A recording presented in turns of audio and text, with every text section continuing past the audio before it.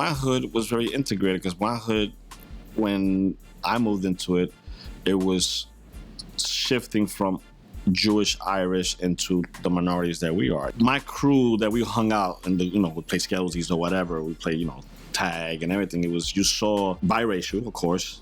Then you saw Irish, you saw Jewish, then you saw, blacks, you saw Puerto Ricans, you saw Dominicans.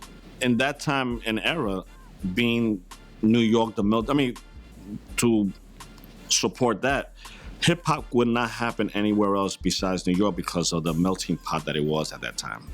So you had, all the minorities in itself. You had the social, economical hindrance. Then you had, the outlet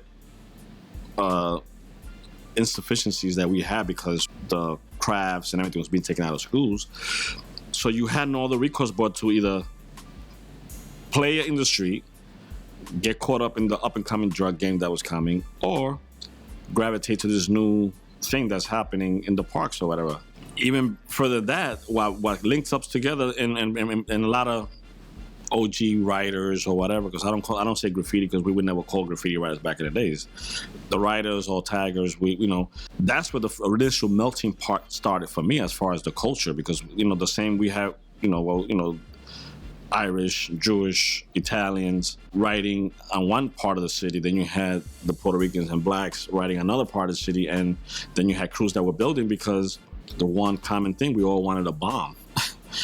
So that melting pot being that way. And then when the culture, when you already have that being a unique combination of connection, then you have this other thing bubbling up. You're hearing, these guys are talking on the mic and rapping and doing some stuff. And because it's coming from the street and everything that we can associate with, then we all gravitate to that, not just the minorities per se. When people say, and it pisses me off, and because they say, this ain't yours.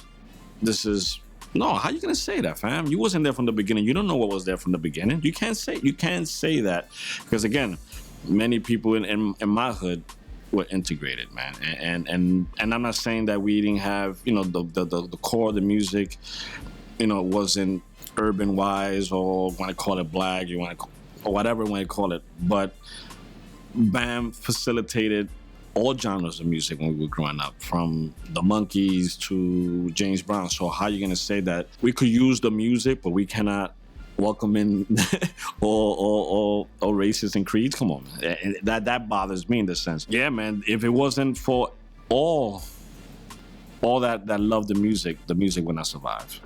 The best thing to put is the same heartbeat behind, the same soul behind both of them, man.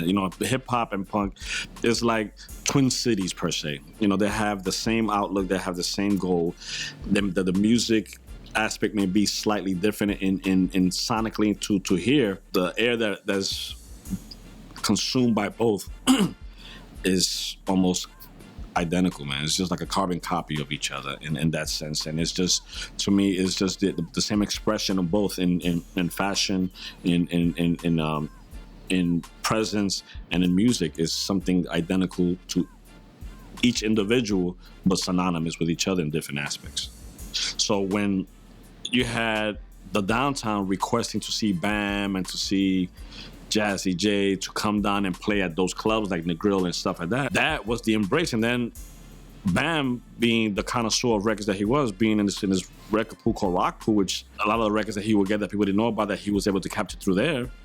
Dude, if you look at it, the pulse that was behind the punk scene is the same pulse that's behind hip hop, man. It's just plain and simple. Evidence of that, if you look at, from, Paul C started as a punk,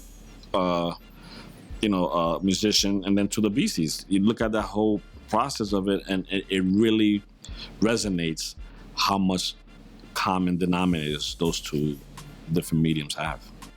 Now, what Ultimate Breaks and Beats did is, BreakBeat Lou's going through Mad Vinyl, finding the illest breaks and presenting it to this burgeoning culture around the world. I had a lot of plans. I wrote the treatment for the video. I had a whole marketing scheme that got rejected. It was like I'm on a label again, and I thought I was gonna be doing it officially, independently. That rubber band wasn't the exact size of his, so it burnt the motor. So the motor burnt out. and the turntable's broke. I ain't never say shit. He ain't find that out till like 20 years later. To see him coming, I'm still thinking that's some sound guy or whatever, and he's going, and I go, huh? And he just stole on me. Pop and clocked me like right around here. Like he got me good.